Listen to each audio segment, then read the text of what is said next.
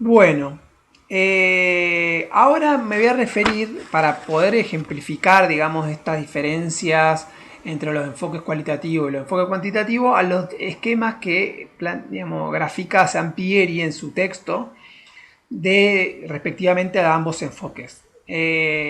Lo planteo, digamos, como un ejemplo de una mirada un tanto rígida o un tanto, digamos, muy dicotómica de estas dos enfoques, y vamos a encontrar en Sautu una mirada que a mí me parece un poco más interesante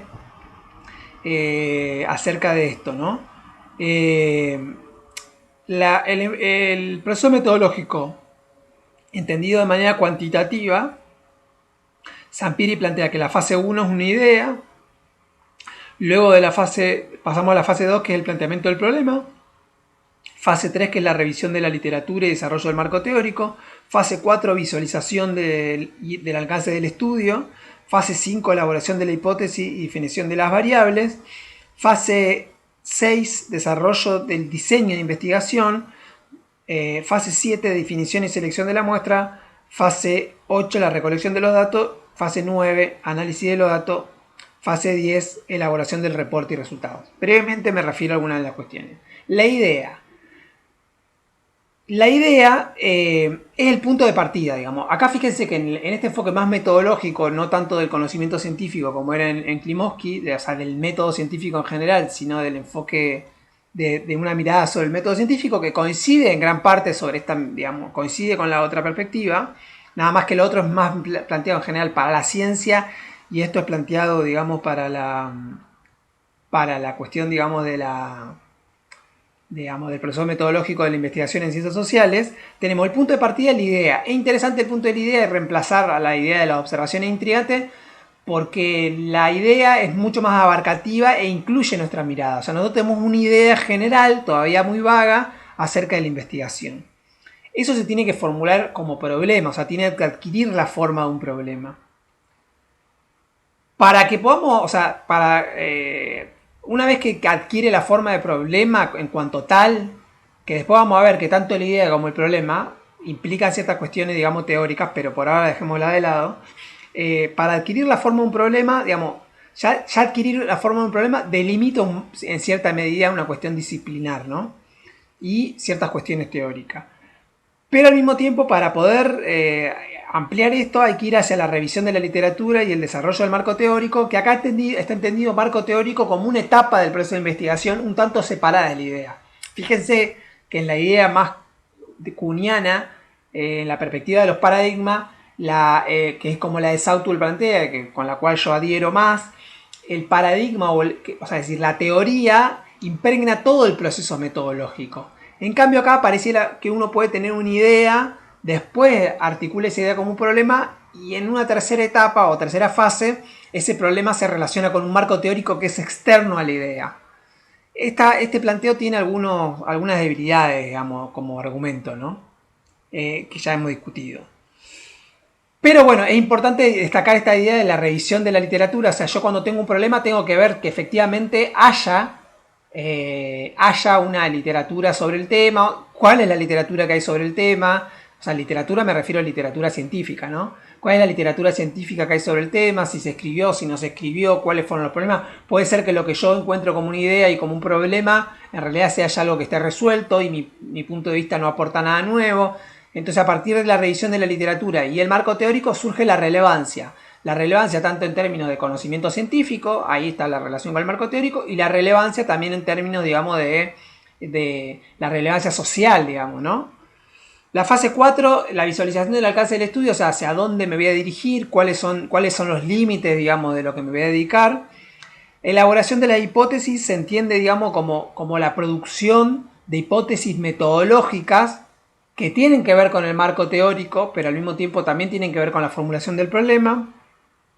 Hipótesis de estudio, digamos, de trabajo, pueden ser hipótesis más abiertamente teóricas en el sentido, digamos, de la construcción de un conocimiento científico, que es como verdaderamente se desarrolla el proceso del conocimiento científico, o hipótesis más metodológicas que tienen que ver con la aplicación de alguna teoría, el desarrollo de algún aspecto específico de alguna teoría, la aplicación de algún concepto, digamos, ¿está? Eso sería una visión más restringida, si se quiere.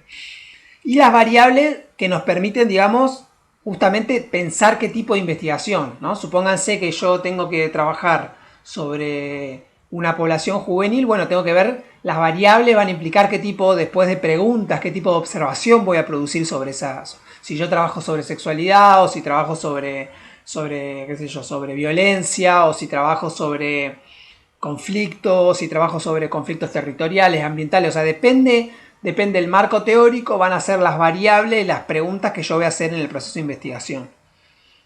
El desarrollo de un diseño de investigación, acá el diseño de investigación es como una especie, digamos, de formulación general del trabajo que yo después haría, o sea, es lo previo, por eso se llama diseño de investigación. Yo proyecto la investigación, en el diseño de investigación ya tengo que proyectar, digamos, también tiene que estar incluido el paso siguiente, que sería la definición y selección de la muestra. O sea, bueno, con qué población voy a trabajar. Si voy a trabajar con un barrio, con una escuela, con una empresa, con una provincia, con un país, con el mundo entero. O sea, con una familia, con una familia extendida. Bueno, ¿cuál es la definición? ¿Cuál es la muestra en la cual yo centro mi investigación? ¿No? Un poco lo que después Autu va a llamar el enfoque macro, micro, etcétera.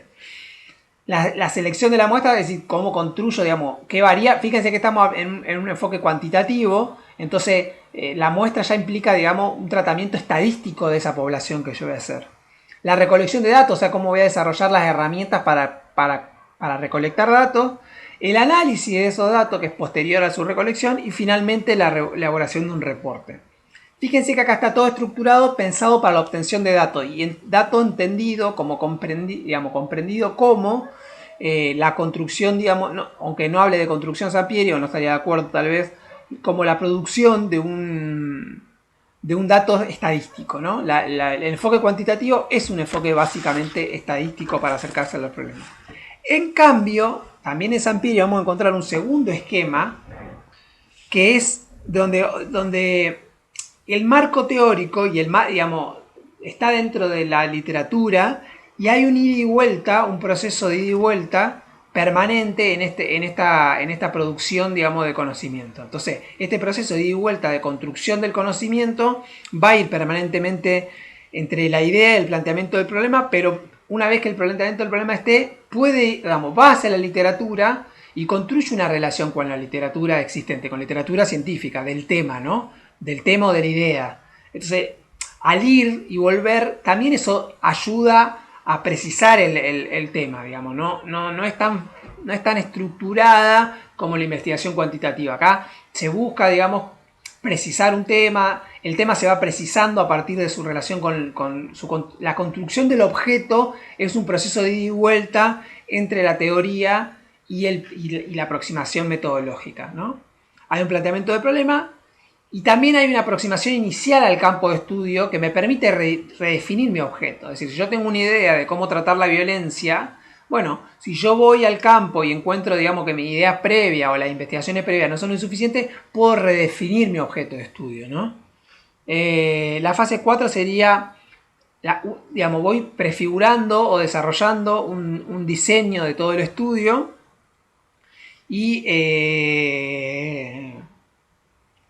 y voy, digamos, a partir de ese diseño, también voy pensando cómo va a ser el enfoque, digamos, metodológico o el diseño específicamente, cómo yo voy a ir construyendo la recolección de datos, cómo voy a ir hacia la reconstrucción de datos.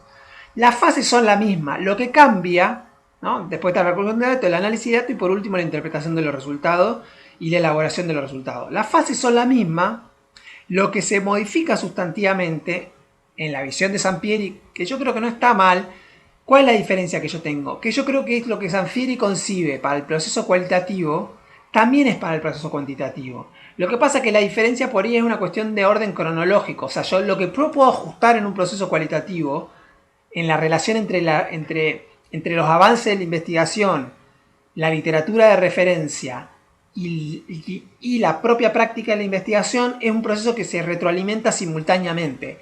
En cambio, en el proceso cuantitativo no es que no existe ese proceso, sino que en todo caso se produce de una manera más extendida en el tiempo. O sea, yo diseño una investigación, los problemas con los que me encuentro por ahí no los detecto en la parte del diseño, Una vez que yo la pongo en práctica esa investigación y desarrollo las herramientas, por ejemplo de estadística, recolecto los datos por medio de una encuesta, recién ahí me voy a encontrar con algunos problemas de investigación que me van a servir no tal vez para ese objeto o sí para las conclusiones del objeto, digamos, de la investigación, pero sobre todo para investigaciones subsiguientes donde yo voy corrigiendo los procesos de investigación.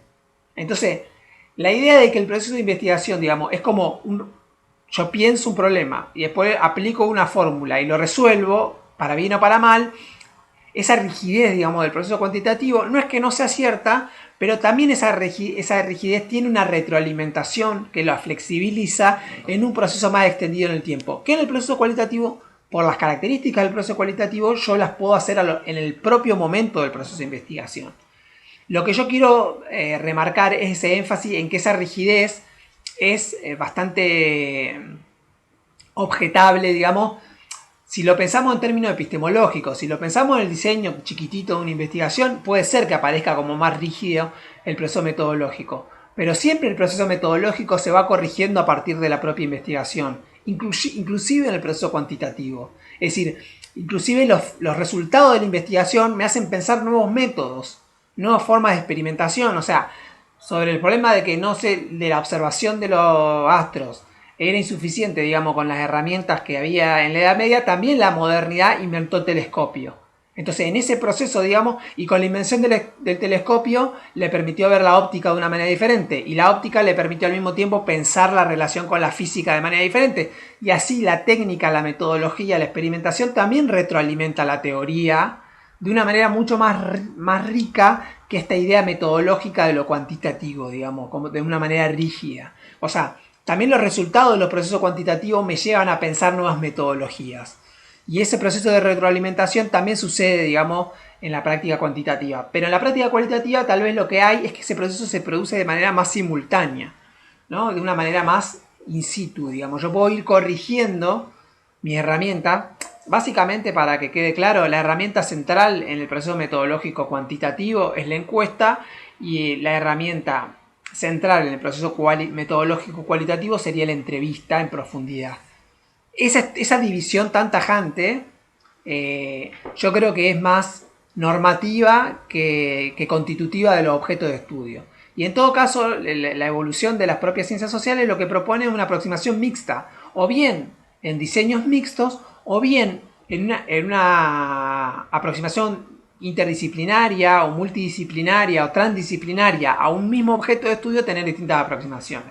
En el caso de las encuestas políticas está muy extendido esto, entonces vos tenés encuestas que son cuantitativas, que te permiten tener panoramas muy grandes, y al mismo tiempo encuestas, aproximaciones cualitativas, como por ejemplo los focus group, que son entrevistas grupales, entrevistas en profundidad grupales sobre un tema. Entonces, yo puedo rastrear el conocimiento de un candidato cuantitativamente en una población, pero al mismo tiempo puedo hacer una construcción de un grupo seleccionado de individuos informantes que me permiten tener una aproximación mucho más rica al conocimiento de un candidato o de los candidatos, etcétera, y por dónde pasa la discusión política hoy.